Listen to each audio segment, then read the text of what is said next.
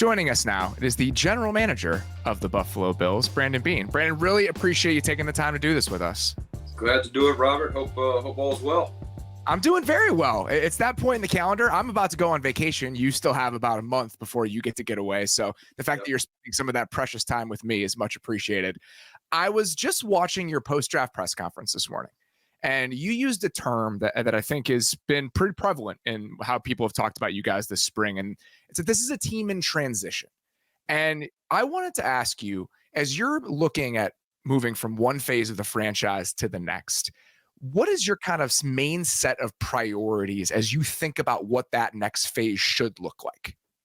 Yeah, well, listen, it still starts with the quarterback. Okay, how do we build this around the quarterback? You see every team's piling up picks or doing what they've got to do to try to get their guy. And, you probably saw some teams that got themselves in position for the draft, but weren't able to get in front of, someone else that wanted. So we all know that's where it starts. And so with Josh, where are the economics of that? Where are we at in the cycle of his contract? How do we continue to build around him and keep the cap so that it's, we had to make some tough cap decisions this year.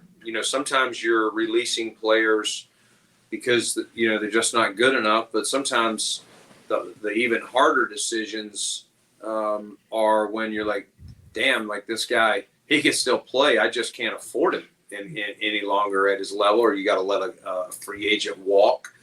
So we're just trying to, this year we walked in, to the league year with, and 50 million over, I can't remember what it was, but, so we still want to be able to spend and be flexible. And so looking at it long-term so that we're not walking into every year in a bind and having to, I don't want to walk into every single year and it be like 2024. All right, we got to cut 5 to 7 guys just so we can operate like that. There's going to be years of that.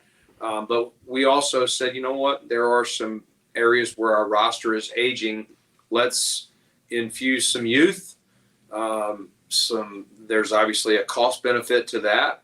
And then where else do we need to make changes with maybe some younger veterans, some cheaper veterans, some one-year deals, some prove-it opportunities that fit within our structure. So nothing crazy, just kind of an infusion of youth, some changing of the guard. We did move on from quite a few guys that wore the C on their chest last year. So starting to identify on our roster who are some up-and-coming captains that we say, hey, these guys have those ability. They've just been deferring to the senior statesmen of the team. And so challenging those guys, who's going to be the next group of leaders on offense, defense, special teams. Obviously, number 17 is the tip of the spear. But beyond that, what's your next group of leaders look like?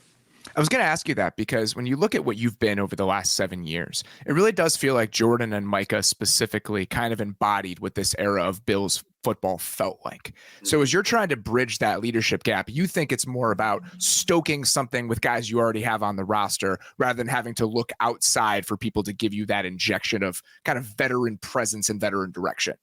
Yeah, I mean, I think the first place you should always look is at your own roster. There's been a statement before I've heard, the answer is on your roster. And it's not always the case, but what you don't want to do is overlook someone that was just waiting for the right opportunity, and you brought someone in, you paid them more, you did whatever, and stymie their opportunity. They go elsewhere and they thrive, and you're like, damn, I had that guy right under my nose and he never got that opportunity. So we do think there are players on this roster. A year ago, you never want to see a player like Tremaine Edmonds walk, but the business is the business. We were very excited for Tremaine.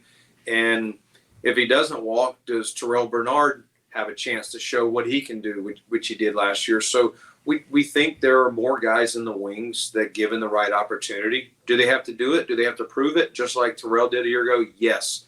And so some of that can be a little uneasy for people. Some definitely for fans on the outside, but there can even be uneasiness in the building. Like, what is, maybe not everyone is sold on this player, but you always want to look there.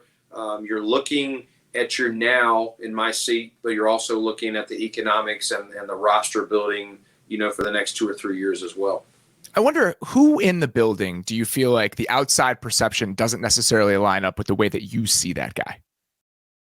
I don't know. I think it changes. I think I think last year, outside the building, people questioned our right tackle, Spencer Brown, going into the year. And I think we had a very confident thing, if barring his health, which he had coming off a surgery the year before, been a little injured, but that this was a guy that, did not play his last year of college football because of COVID. He was at Northern Iowa. It was canceled.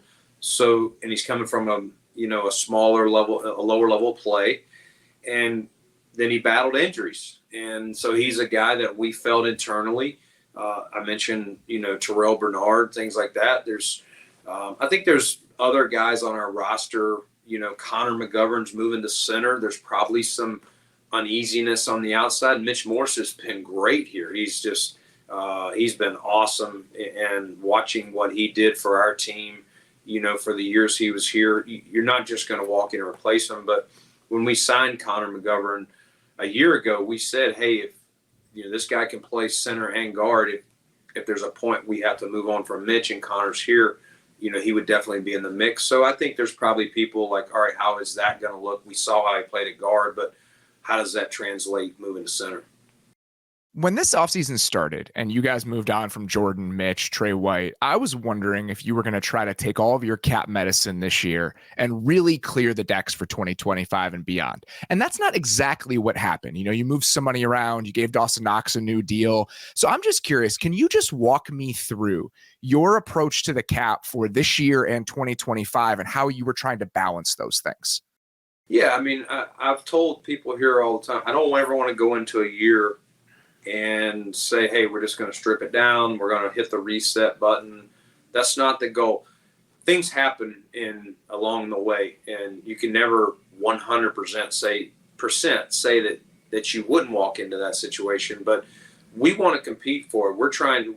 This team is built to go out and compete. We've won the division 4 years in a row. We want to fight and win that thing again, because that's the easiest path to the playoffs and you're guaranteed at least one home game. Gives you your best chance, to get to the big game, which we're still trying to get to. So we want to compete this year. We want to be in it. Our goals have not changed. It's just there's some different players at different positions. We did make a lot of draft picks this year. We drafted 10 guys, and we're going to need some of those guys to play right away. Whether they start, whether they're a key backup, or help us on special teams. Just to, there's some guys that we believe we found each day of the draft that can, get a jersey, be one of our 48, dressed on Sundays, barring them, staying healthy and doing what we think they'll do. But also adding some draft picks for next year. We know we talked about the cap earlier.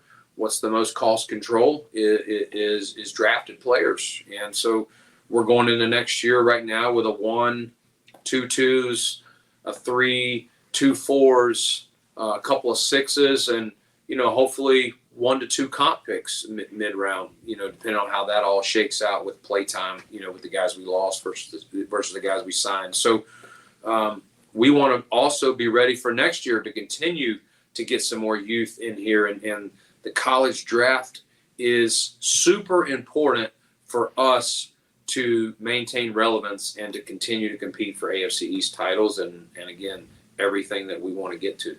I won't bring up the comp picks thing. I know that's still a sore subject over there for you guys. I won't pick at that wound. Yeah, so frustrating. Looking at the way that you guys have handled the cap over the last couple of years, you've zeroed out Josh a couple times and restructured that to get some space. You've done it with other players, and it seems like you might be able to do that again next year, whether it's Josh, Ed Oliver, Deion Dawkins, I think is somebody that would make sense potentially. What are the limits of that? As you're pushing money into future years and as more teams around the league seem to be embracing that, what are the upper limits of how often and how aggressive you can be in using that as a strategy? Yeah, I don't think you want to go all in. I think you can. You've seen teams do it. I don't think you you just want to max the credit card. That's really what it do. What it does is if you take every guy, like you name those guys, and there's probably some other ones with maybe that we could create, but maybe it's less. If you max your card at some point, that payment's coming due, and it's not going to be pretty. And just what I said earlier, try not to walk into a year or be in a 2-year rut, heaven forbid, where we've just got to eat medicine and totally, we can't afford anything. It's, I don't want it to be Josh Allen and then just all guys on rookie deals or 1-year minimum type deals. We want to be able to have flexibility to fill in and add. A year ago we added a Leonard Floyd this time of year that was still out there. We want to be able to do things like that. Will we be able to do that every year? Like, is our cap that way this year? No. But maybe next year it is, depending on who we re-sign between now and then, who we add in free agency, where the cap truly goes to, all those things. But we want flexibility. Don't want to, like I said earlier, I don't want to walk into every single year and go, man, how are we just going to get ready to get into the league here, much less be able to spend on, on a free agent or two. You guys had $31 million in dead cap tied up in Stefon Diggs right now, which limits your flexibility. I'm just curious, that doesn't provide you much wiggle room. What do you feel like forced you or pushed you to make that move right now? Yeah, I mean, listen, I think there's a lot of things you weigh, a player of his caliber, you weigh a lot of things on those situations. But, ultimately, we just talked about the cap. You make moves for, I don't need to go through all the reasons why we decided to go ahead and do that. I would say from a cap standpoint, we decided just to go ahead and eat it now, and we think we can compete and do what we need to do by eating it now, and then not walk into next year and go, all right, because if we didn't, if we tried to come up with some way and split it up too many different ways, then now it's just like that albatross. You're just hanging on your neck all year. You look at your cap and you're going, oh man, look at how much money we still have dead. And listen, we kind of weighted that knowing with Tre'Davious White. We did a June 1st deal and we could have eaten all of his now. He was one where so we're just trying to pick and choose which ones make sense to push a little bit off, whether it's signing a player with a couple of void years, whether it's, using one of our bullets of a June 1st release with Tre'Davious, but not trying to go all the way that way, whether it was Steph's deal or some of the other deals. So we've tried to have a balance, and that is looking at the spreadsheet and the balance sheet for what's 25 look like, what's 26, even how we do our voids. We've been the last couple of years trying to strategically not have those all come due in 1 year, where that could happen. This void ends in 25, this one ends in 26, this one's in 27, where all, again, same thing. So we're looking at those with each one that we do, because I'm super competitive, Robert. And the last thing, I'm going to be ripping myself the minute we have to walk into a year and I feel like we got to play with one arm tied behind our back because the cap is what it is. And so I am on Kevin Meegank, who runs our cap and does a great job. I'm on him all the time of how do we do this? How do we work this? Because we got Josh Allen and we want to compete every single year for a championship. The skill sets at your receiving group right now it's such an interesting combination. Keon has a very specific thing that he does very well. Curtis has a very interesting skill set. What Khalil is within your offense. And I know you're conscious of that and how those pieces fit together. So as you're looking at that group as a whole, how do you feel like those skill sets are complementary to one another? Yeah, I mean, I would say our receiver room right now is like Baskin Robbins. We got a lot of flavor. and so we got some size guys in Keon, Claypool, Tyrell Shavers that was here on our rookie, on our practice squad last year. But as far as complementary pieces, you're right. You got a big X, in Keon. You got Shakir, who probably position one is slot, but can play outside. Samuel, You can play him outside in. You can hand him the ball out of the backfield. Like, there's a lot of different things you can do with him. And then we've added MVS. He's obviously can play inside and out. He's got a vertical presence, another size guy added to the group. We've got some other pieces as well. Mac Hollins is another big guy in our group that we added this offseason. Mac is big time leader. Has not, I don't know that he's played with a guy, with Josh. I know he's excited to play with a guy like that. Mac is a guy that brings an edge and a toughness and has played fourth down as well. So we feel like we've added more size, different pieces. KJ Hamler is here competing. He had the injury bug there a little bit, trying to see if we've really worked on him, kind of seeing if we can armor his body a little bit and show the durability. You see the speed. You do that just watching these guys out here run on air in phase 2. It'll just be, how does he is he able to keep himself healthy? But a lot of different pieces, different skill sets, and just trying to balance those around. And I think the other thing, Robert, that people are just looking at is the people that line up in the wide receiver room. But our tight ends, they can catch the ball too.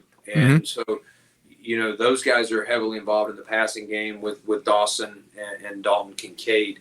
And so don't forget those guys, I would say, if you look at the Chiefs run, they've done a good job. I would say that thing's built around, it's obviously built around Mahomes, but the receiving core starts with 87, and you better defend him before you worry about what else, or he'll eat your lunch. And so we feel like we got some tight ends that are, both assets in the passing game. Don't just look at who's in the receiver room as we go through this transition there.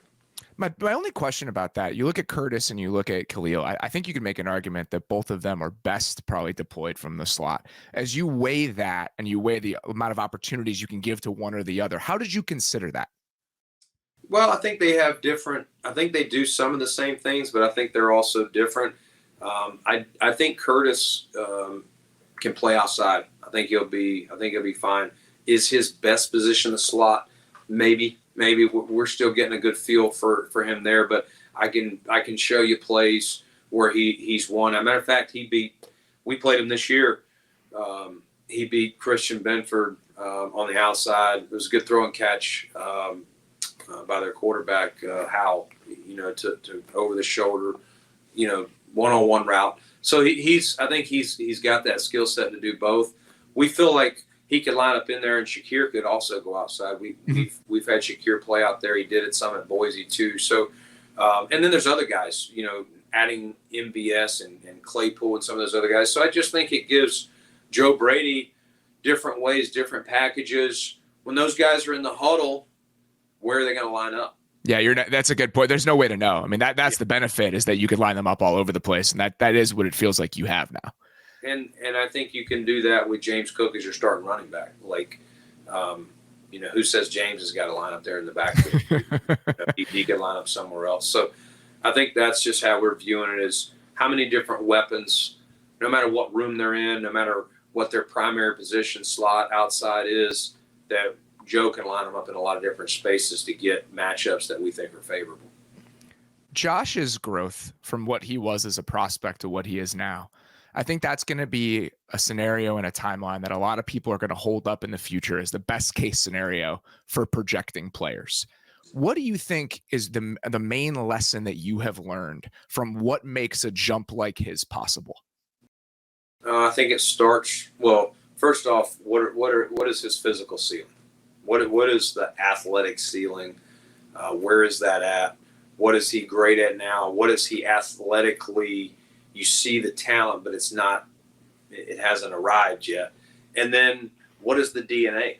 And again, the guy we saw is a guy that was not heavily recruited. Obviously went to junior college, wrote all the emails to get Craig Bolden in Wyoming to take him. And, guy wanted to play at Fresno and they didn't want anything to do with him. He ends up at Wyoming and does what he does. But I think I don't think you're ever going to remove that chip from Josh, and because that stayed. Listen, after we took him, even in the pre-draft process, people were crushing him, and I don't think there's anything you could do to take that chip off his shoulder. So I think that, a guy that's got a chip, a guy that's got the DNA to work, obviously the physical talents, and then the mental part of the game. Like, are they able to mentally, just really take in large volumes of information, process quickly?